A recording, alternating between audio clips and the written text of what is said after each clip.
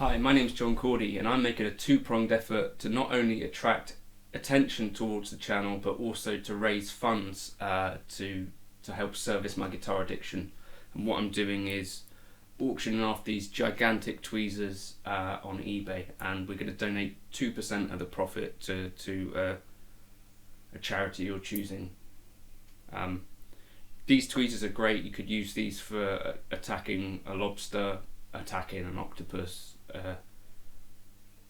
sort of an array of sea creatures, should you find yourself in a situation where you needed to protect yourself from, a shark. You could stab it in the eye with that, and that would potentially work. I can't guarantee it, but you could try. No.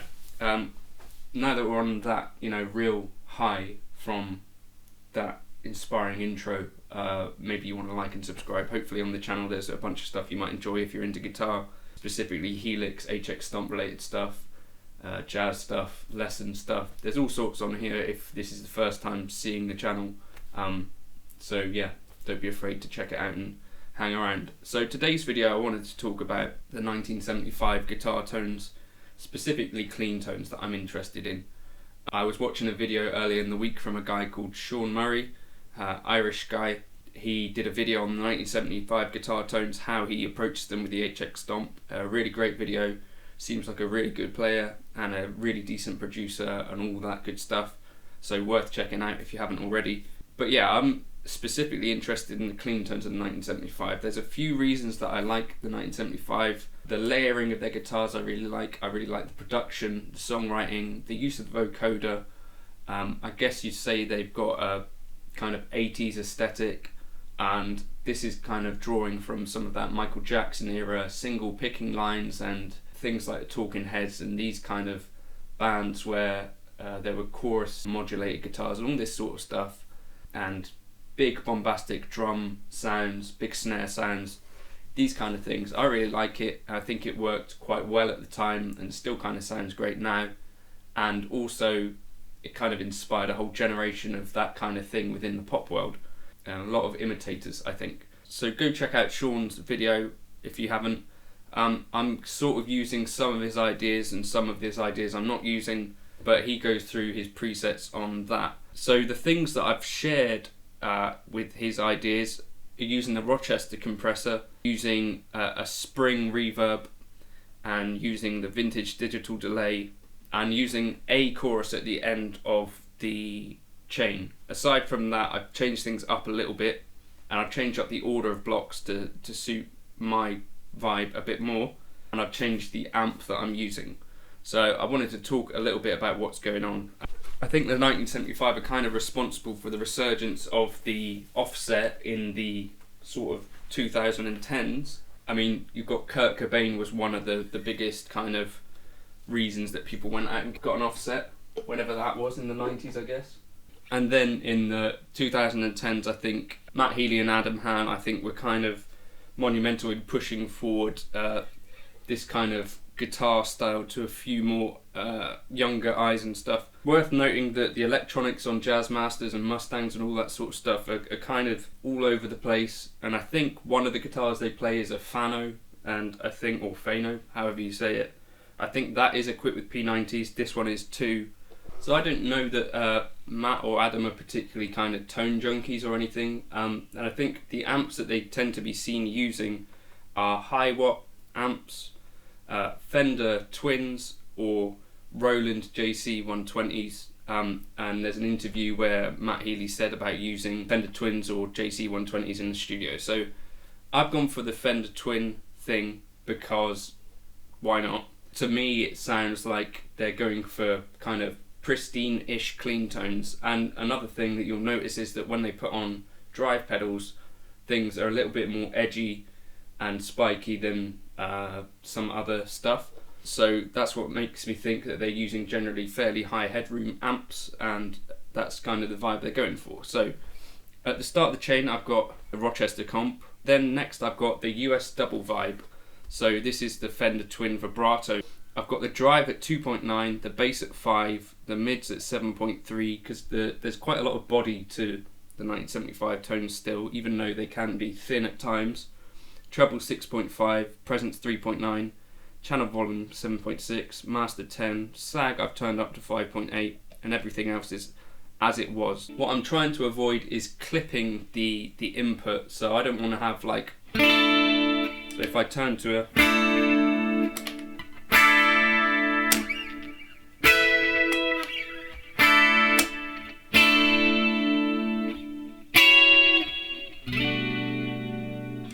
so I'm trying to avoid having a sound that clips particularly. I want it to be kind of pristine clean, is what I'm going for, hence using a Fender Twin.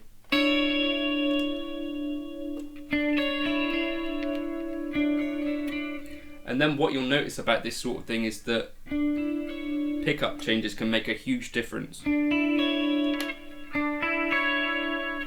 So you've got at the front end quite a dark sound, in the middle another thing, and then at this end you've got kind of a more nasal bright sound, and then in the middle I guess is the more mid scoop. So pickup changes with the 1975 style of setups will make a big difference. Pickup options and what you're choosing. Equally, guitar changes make a huge difference, and I kind of demonstrated that in the intro where the Strat sounds were kind of really kind of pokey and rhythmic, and I think that's kind of in fitting with the style. So when you're layering up guitar parts in this way, I think probably this is the sort of thing that they might do in the studio. You know, grab different guitars for different things. Certainly I know vocally Matt Healy will emulate different voices when he's building up parts and stuff, and that's something he's talked about in interviews. So I think using a guitar for certain different tones and to get tones out of the same amp settings, maybe, to me feels like something they might do. Maybe, I don't know for sure. So then I'm using a dual cab, and the way that I've set this up is that I've got the 2x12 male C12Q, so I think that's from the mail order Twin. I've mic'd it with a 414 condenser on the one, and I've got the same cab twice, but I've mic'd it with a 414 condenser on the first cab, and on the second cab I've mic'd it with a 121 ribbon, so like a Royer. I've turned the high cuts up because I want some of that air and sparkle and stuff that is kind of, to me, present in that 1975 thing. I've got the reflections at 16 on the condenser mic and 24 on the ribbon mic.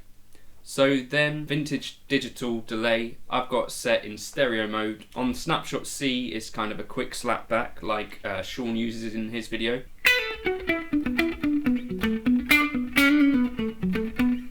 So it's set to the short slapback style like in Sean's video, and I'd use that for kind of single line stuff.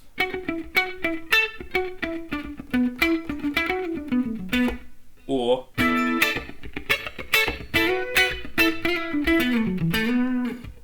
the kind of rhythmic stuff.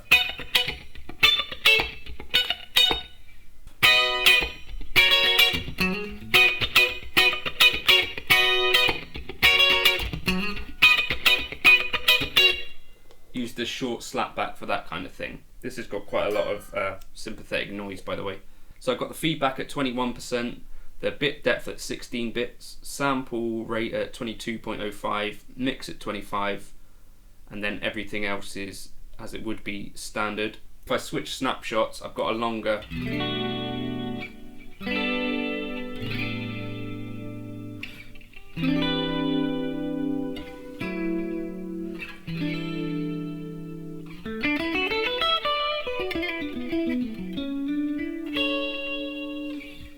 delay, more suited to the kind of long kind of 80s kind of chord things that they do. I've got the spring reverb, and like Sean says, I've got the decay set low on Snapshot C and B, but on Snapshot A I decided to bring that out a bit, so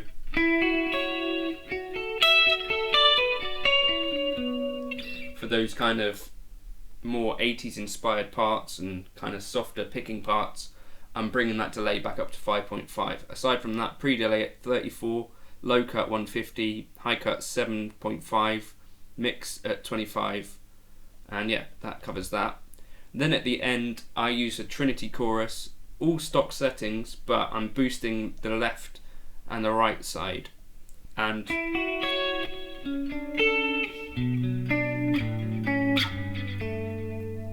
I think that has a kind of cool sound. Ooh. Sorry, I just took delivery of a massive shipment of tweezers for... Oh, I'll edit that out. So with the Strat, you get kind of a whole different flavour altogether.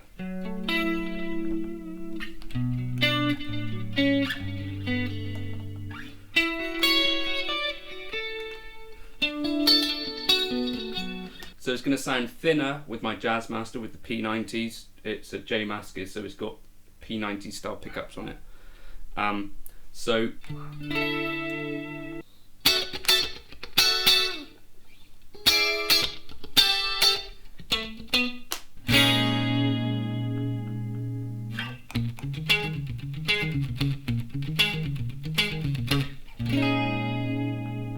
that kind of really useful if you were to layer up parts and pick a different guitar like a Strat with different pickups. With this preset specifically, the kind of differences between the pickups is quite pronounced.